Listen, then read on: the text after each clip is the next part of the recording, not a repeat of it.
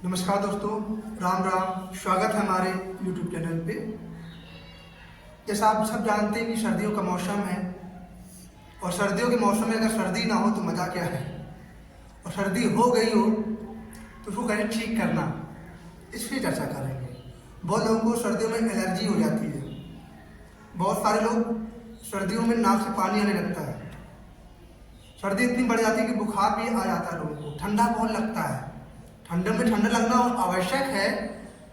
ठंड में ठंड लगना एक स्वभाव हो जाता है, लेकिन ठंड में अधिक ठंड लग जाना ये भी एक रोग का कारण है कि हमारी बॉडी में इम्यूनिटी पावर, जो प्रतिरक्षा प्रणाली है, जो कंट्रोलिंग पावर है बॉडी में, वो अच्छी नहीं है।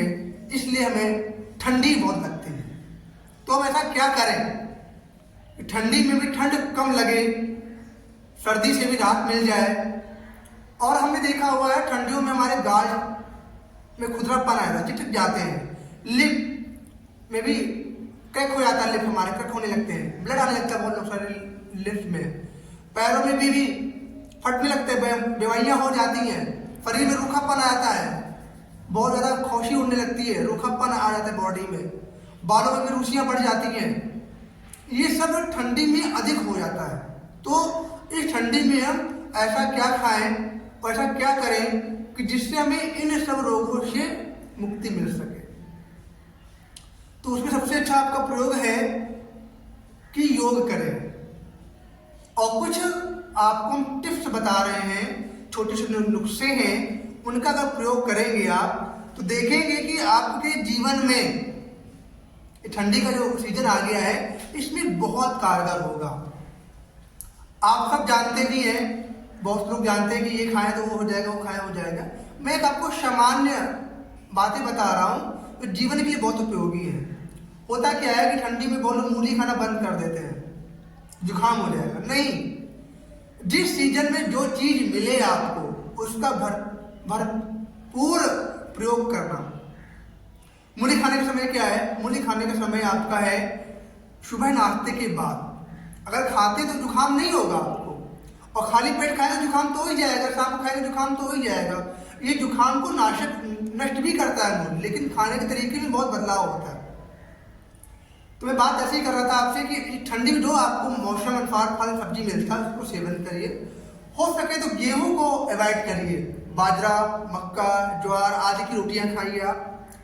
श्री अन्न बोलते हैं हम लोग, मोटा अनाज है ना, तो उसकी रोटियां खाएंगे तो आपका शरीर भी अच्छा ग्रोथ करेगा और आपके मन को भी अच्छा ग्रोथ मिलेगा, जिससे हमारा आत्मशुद्धि भी होगा।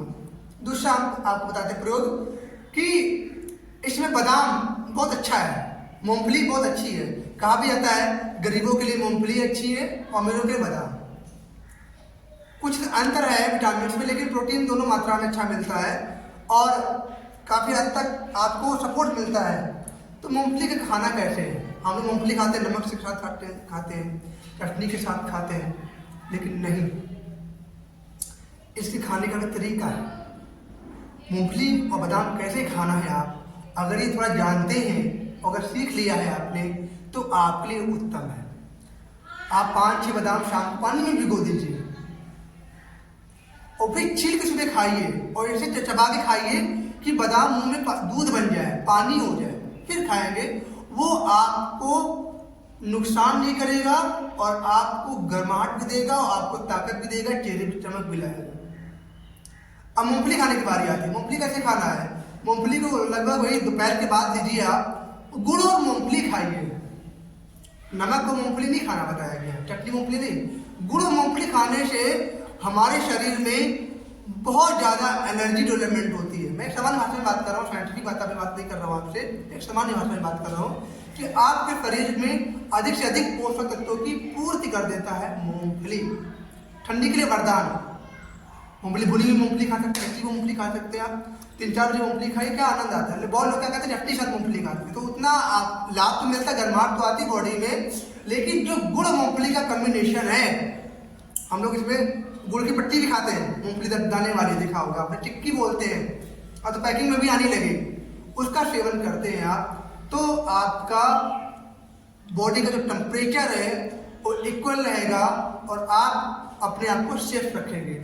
इसके साथ में आप गर्म पानी का भी सेवन करिए, वो भी आपकी बॉडी को अच्छा रखेगा। और पानी को कम से कम पीने की मात्रा बढ़ाइए। होता क्या है, गर्मियों में हम लोग पानी बहुत कम पीते हैं, बहुत कम पीते हैं, तो इससे रूखापन भी आ जाता है, गले में सूखने लगता है, गला किसी किसी का गला सूखने लगता है। तो इसलिए पानी को 2-3 लीटर तक पी सकते हैं आराम से, जितना आपको प्यास लगे आराम से पानी पीजिए, तो आपको बहुत लाभ करेगा।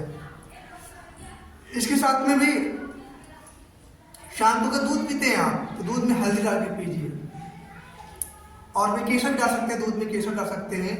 या आपको अगर दिक्कत है, जोड़ों में दर्द में दिक्कत है, जुकाम हो गया है आपको, तो दूध में अदरक उबाल लीजिए, अदरक खींचिए, दूध में उबाल लीजिए, उसको पीजिए आप, तो आपके जुकाम को भी फायदा करेगा, आपकी सर्दी को भी फायदा करेगा।